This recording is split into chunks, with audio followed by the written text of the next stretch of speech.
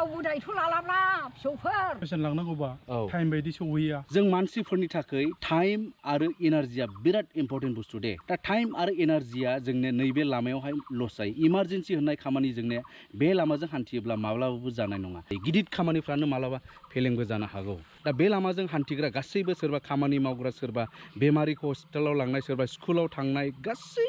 गासैबोनि थाखाय बियो मोनसे मेन प्रब्लेम जानानै थाबाय जोंनि ओनसोलाव बियो जादों चिरां डिस्ट्रिक्टनि मेन मालिविटा टु चापागुरि रड स' हेल' लोगोफोर दा लामानि अबस्थाखौ नायदोनै नोंथांमोना मा रोखोम बेसेबा गोथौ गोथौ फुख्रि बायदि जानानै दं दा बे लामानि सायाव जोंनि ओनसोलनि मानसिफोर दैदेनगिरिफोर पाब्लिकफोर सोरबा एम्बुलेन्स सालायग्राफोर सोरबा प्रिन्सिपालफोर सोरबा स्टुडेन्टफोर बिसोरो बे लामानि सायाव माबायदि खस्थ' मोनो आरो बिथांमोना मा अपिनियन होयो बेखौ नोंथांमोना नायलाङोब्ला नुलांगोन आं फार्स्टआवनो माखासे अपिनियनफोरखौ लानो थाखाय हाबबाय नैबेनो जादों जोंनि आमटेखानि मिनि पाब्लिक हेल्थ सेन्टार दा नायदोनै जोंनि नैबे लामाजों सोलिग्रा नैयो मोनसे एम्बुलेन्स आमटेका MPH नि बियो जोंनि एम्बुलेन्स बियो नेशनेल एम्बुलेन्स सार्भिस नै बियो दा बे बिथांमोनाबोथ' जोबोद खस्थ' मोनो बे लामाजोंसो सोलियो बे लामाजोंनो पेसेन्ट लाङो लाबोयो आदानि मा नाममोनलाय धरनिकान्त बर' आरो नैबे आदाया खस्थ' माने दाथ' सोरबा सिरियास पेसेन्ट लांनांगौबा टाइम बायदि सौहैया बिराद गोबाव टाइम नांगौ मथा मथि आमटेकानिफ्राय ओरै आनन्दनिफ्रायनो मथा मथि माबा सापागुरिसिम गाज्रि लामाया संख्ला बिराद गोबाव टाइम नांगौ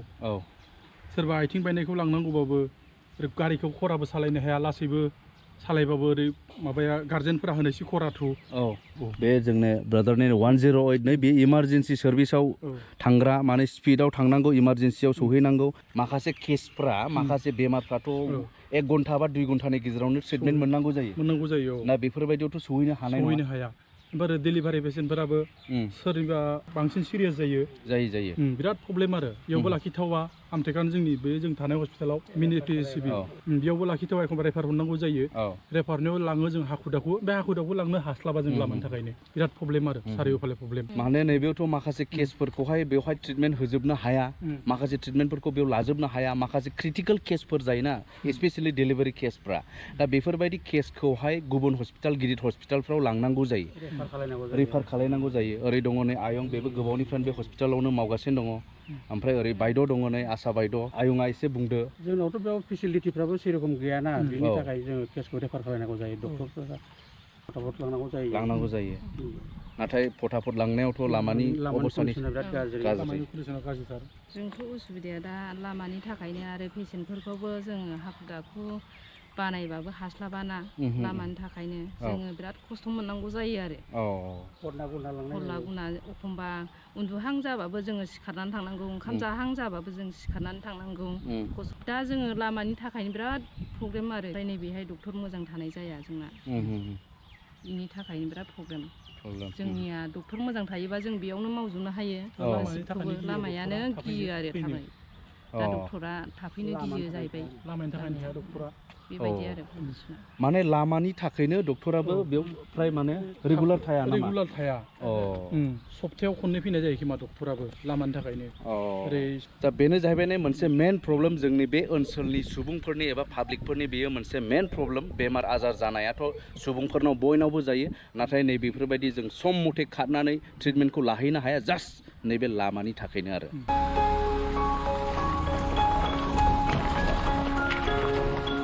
ओमफ्राय बिदिनो आङो माखासे स्कुल्सनि फोरोंगिरिफोरनिफ्राय आङो माखासे अपिनियन लानो नागिरदों दे लोगोफोर नैबे स्कुलावनो आङो फार्स्ट हाबबाय बेनो जादों गुरुदेब कालिचरण ब्रह्म बे आमटेकानिनो मोनसे बर' मिडियाम स्कुल मानगोनां प्रिन्सिपालनिफ्राय आङो सोंनानै लागोन अफिस अफ द प्रिन्सिपाल माने प्रिन्सिपालनि अफिस बे आं नैबाव हाबबाय नै खुलुमबाय सार गोजोन्थों खुलुमबाय स' नैबेनो जाहैबाय जोंने प्रिन्सिपाल सार बिरजय ब्रह्म फार्स्टआव आं साफ्रोमसिमबो खुलुमनाय जासिबाय दा जोंनि बे गुरुदेब कालिचरण ब्रह्म एकाडेमिया मोनसे प्राइभेट स्कुल बेयो 2009 आव एस्टाब्लिश जादों 14 इयार्सआव आगान होबाय दा बे 14 बोसोराव आगान होनायनि बेलायाव जोंनि फरायसालिनिफ्राय गासै मोनद' बेच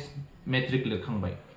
दा बेनि बेलायाव गोबां माखासे समाव रिजाल्टआ मोजां जाबोदों माखासे समाव गाज्रि जादों आरो माखासे समाव बिदिनो एसे मिडियामाव थादों दा सारा सोंदों जे देग्लायहाय एनरलमेन्टआ जोंनि फरायसालियाव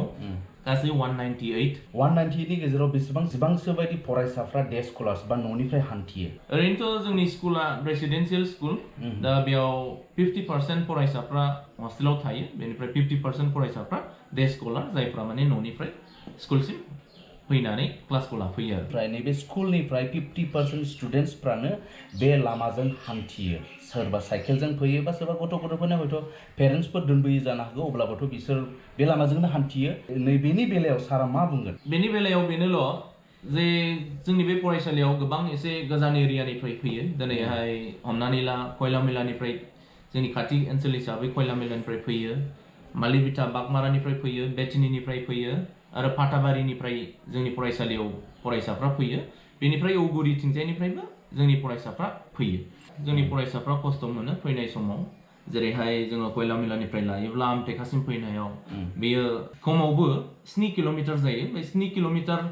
जे लामा बै लामानि कन्डिशना जोङो नुखादों हयथ' बयबो जायफ्रा बे जोंनि एरियासिम हान्थिबोदों बा फैदों बैसोर मिथिगौ बे लामानि कन्डिशनखौ माबायदि आरो दाथ' नै दैज्लांनि सम अखा हानाय आरो अखा हानायजों डाम्पार खारनायनि बैयाव बिराद लामाया माने गोजौ गोथौ हाखर बे हाखरफोरनि थाखाय डाम्पार खारनायजों आरो दैजों सुस्रानानै हाखर आरो माब्लाबा बिदिनो एसे बाला खोनाय अन्थाइ गिदिर खोनाय दा बैफोरनि बेलायाव जोंनि फरायसाफ्रा माने स्कुलसिम फैनायाव गोबां खस्थ'आ मोनो साइकेल सालायोब्ला दिनै साइकेलजों फैयोब्ला फरायसाफोरनिया हयथ' गोबां साइकेल चेन्ज जनाय साइकेल लिक जानाय बेफोरबायदि जानानै फरायसालियाव सौफैनायाव एसे दिगदार जायो आरो बेजों लोगोसे मोनसे सानथावना बाथ्राया बेनो जे फरायसालिसिम फैबाय थानाय समाव बा फरायसालिनि समाव फरायसाफ्रा फैयोब्ला डाम्पार गिदिर लोगो मोनो गोबां अन्थाइ बा बाला लड लानाय डाम्पारफोरखौ लोगो मोनो नाथाय लामा गाज्रिनि दारै हयथ' माब्लाबा जोङो दाजाथों जोंनि फरायसा उन्दै गथ'फ्रा साइकेलजों फैनायाव हयथ' बोरैबा स्लिप जाबाय बायनानै हयथ' माब्लाबा इन्सिडेन्टफोर जानायनिबो सम्भाबना जोङो नुहुरनो बायदि सानो आरो हामबाय होबाय सारनिसिम साराबो सासे माने प्रिन्सिपालजों लोगोसे सारा सासे मटिभेटर दे माने मटिभेशनल होग्रा माने सारा मटिभेशनल भिडिअसबो बानायो सारहा इउटुब चेनेलबो दङ नोंथांमोना चेक खालामनो हागोन आं डिसक्रिपसनाव होबाय बिरजय ब्रह्म इउटुब चेनेल दं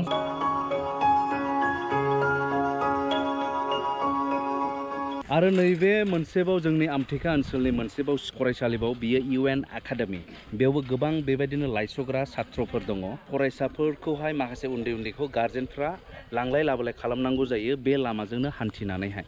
दा अब्ला आं माखासे गार्जेनफोरनाव सोंनि मा नाम आदा नोंना बुदु बे लामानि थाखायनोथ' जों फैनांगौबो जायो नङाबा एसे हारसिंबो हान्थिनो हागौ ओमफ्राय दामफारजों माजों बिराद खस्थ' लामायाबो गोजौ गाहाय एरायनो मानो बे हिसाबै दा जों खाथिनांगौ जायो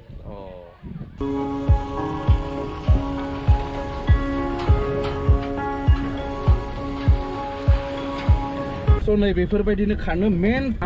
लामा गाज्रि जानाया मेनलि नैबेनो आरो माने डाम्पारफोर खारनायनि थाखायनो जायो बेखौ जोंनि ओनसोलनि मानसिफ्रा बयबो बेखौ मिथिखागौ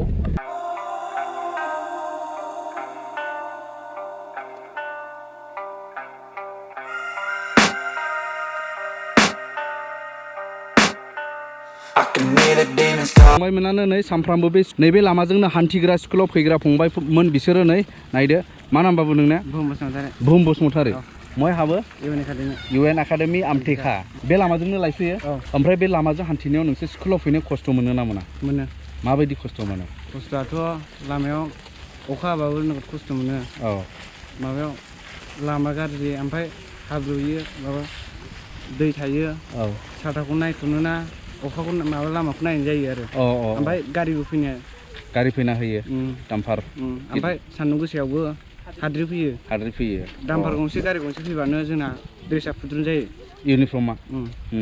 जुथा लामायाथ' जों खम खोख्लैनो नागिरो टाइमखौ ओमफ्राय एखमबा अखा हाबा लामाया थाब स्पिड फैनो हाया जों सान्दुंनि थाखाय माबा अखानि थाखाय जों मोजां जानो लुबैयो ओमफ्राय जाहाथे जों खस्थ' मोना मोनायाव सुबिदायै फैनो मोनो अब्ला नैबेनो जाबाय UN एकाडेमि आमटेकानि बेयो प्रिन्सिपाल अफिस आं प्रिन्सिपाल अफिसाव हाबबाय सारमोनाबो आंखौ बरायबाय जोबोद हामबायसै सार ओमफ्राय नैबे सारा माने बर्तमान प्रिन्सिपाला गैयानो मोनसे खामानि थाखाय दंहैयो दाबसे जायगायाव ओमफ्राय जोंनो बे सारा भाइस प्रिन्सिपाल सार माने सोमखोर बसुमतारी आरो बे सारनि मुं दा आं बेखौनो मिथिनो लुबैदों सार नोंथांमोननिफ्रायबो दा बे लामानि बिसय नोंथांमोना मा बुङो आरो गिबियाव सोमदोन बरगयारि इउटुब चेनेलनिसिम बरायनाय थाबाय जोंनि फरायसालियाव गासै नियारलि 200 फरायसाफोर दङ दा बे फरायसाफोरा एराउन्ड 150 स्टुडेन्टफोरानो डे स्कलार दा बिथांमोना ओरै माखासे खैला मैला एरिया माखासे ओरै फाथाबारि एरिया माखासे ओरै बागमारा एरिया बेफोरबायदिनिफ्रायबो गोबां फरायसाफोरा जोंनि बे फरायसालियाव डे स्कलार हिसाबै फैयो बिथांमोना लामानि थाखाय माब्लाबानि समाव गावसोर जिबायदि टाइम होसोनांगौमोन हयतोबा माब्लाबा एसेम्ब्लियावहाय जिबायदि कारेक्ट टाइमाव सफैनांगौमोन बेबायदि सफैनो हाया आरो माब्लाबा बिसिनि ड्रेसफोरनि कन्डिसनखौ नायोब्ला एखनबा हाब्रु सारफावनाय आरो बिदिनो अखाफोर हायोबाथ' गोबां प्रब्लेमानो जाखायोखा बिसोरो हयतोबा माब्लाबानि समाव आंनि मिथिनायाव साइकेलखौ नारनांगौबो जानानै फैयो सान्दुंनि समबाबो हाद्रि दा आंनि लुबैनाया बेनोल'दि जास्ट जोंनो बे लामाखौ रिपेयारिं खालामनानै होयोबा गोबां गाहाम जागौमोन उल्थासो फावसाय नांलायबाय नै माने लामाया जायगा जायाना जोंबो दङ नै साइडआवहाय नै मिनिया बर'बो गाखोफाबाय गारियाव नै आस्ते आस्ते आस्ते दादा आस्ते लाहे लाहे ओ माय गॉड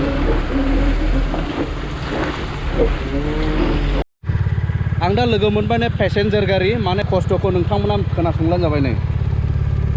बेसेबां स्पिडआव सालायनांगौ दा 2 गियार स्पिडा बेसेबां 10 दा नायदोंबो गोलै गेदेर बेबायदिनो गाखोनानै दिनैहाय नै बेफोरबायदि लामाजों दा हान्थिगासिनो दङ नै अबस्था दिनैनिफ्राय माल लानानै फैदों नै लड लानानै दा किमान स्पिडआव दाहिबो पारिसे रास्ता तारमाने 2 নম্বৰত লাগাই মোটামুটি 10 स्पीड 10 एकदम बेया नै बेफोरबायदि लड गारियाथ' कुनु माने स्पिडआव थांनो हाखाया माने 2 नम्बर गियार आरो 10 स्पिड आरो नैबे लामाजोंनो लायस'ग्रा आरोबाव आं सार लोगो मोनदों नैबे लामाजोंनो सानफ्रामबो लायस'नानै गावनि डिउटियाव बा फोरोंगिरि हिसाबै दं नालाय माने फरायसालियावहाय बे सार जोंनि फोरोंगिरिया बे लामाजोंनो लायस'बाय थायो नै बिसोरबो सारमोनाबो मिथिगौ बेसेबां खस्थ' बे लामानि थाखाय ক'বতো বহুত কথা আছে কিন্তু ক'বলগীয়া ধৰক মেইন কথা হ'ল আমি এনে ডিউটিটো কৰিবই লাগিব আমি যি হ'লেও কিন্তু এনেকুৱা ৰাস্তা দি আমি যে অহা যোৱা কৰিব লাগে পুৱাতে খাই বৈ কিবা হ'লে টাইমে নাপাওঁ মোটামুটি ধৰক মোৰ ঘৰৰ পৰা মোটামুটি 40 কিলোমিটাৰ হয় ছাৰ তেতিয়াহ'লে আপ ডাউন কিমান হ'ব আপুনি নিজে চিন্তা কৰক ৰাস্তাৰ প্ৰব্লেমৰ কাৰণে আমাক সোনকালে ৰাস্তা লাগে ৰাস্তাটো বনাই দিয়ক ক'ত আলোচনা কৰোঁ খালি প্ৰব্লেমটো আমাক ৰাস্তাৰ প্ৰব্লেম ডাম্পাৰৰ কাৰণে আমি ক্ৰছ কৰি যাব নোৱাৰোঁ আৰু ঠেক বাট সেই ঠেক বাটত মানে আমি যে পাৰ হৈ যাম ইহঁতেও মানে নিজৰ গাড়ী লৈও প্ৰব্লেম হয় ইহঁতে পাৰ কৰিব যদি জাগা নাথাকে আমাক পাৰ হ'বলৈও নিদিয়ে লামা মাবাयदि आदा এই লামায়া একে जोबोद गाज्रिलै सालायजाखालै नै खस्थ'मोन ना मोना अयथासार खस्थ'लै बेसेबां स्पिडआव सालायनो हायो दे बुंदो 20 हानो हाया 20 हाखा हाया आयौ 15 10 बिदिल' माने ओरैबायदिखा माने 1 घन्टानि जायगायाव 2 घन्टा लाथारो आरो बे लामाया ने बारासो लाबावो औ लायो आरो बेयाव ब्रा इमारजेन्सि ना स्पिड सालायनांगौलाथ' माने गारिफ्रा बायलांजोबनोबो हागौ ना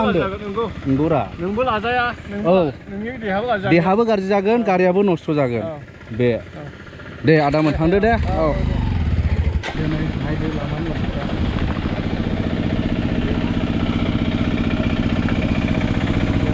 রাস্তাটো কব অলপ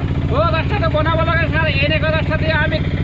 আমি কেইদিনমান চলিম আমাৰতো চলিব লাগিব আমাৰ গাড়ী গলা অৱস্থা নাই মানুহ গেলা অৱস্থা নাই বেমাৰী মানুহ আহা যাহা একদম ডিষ্টাৰ্ব হৈ আছে বেমাৰী মানুহ কেতিয়াবা ল'ব নাপাৰে জলৈ গেলা গুচি গেলা আহিলে আৰু আহিব নোখোজে সেইটো কাৰণে আমাৰ বহুত প্ৰব্লেম হৈছে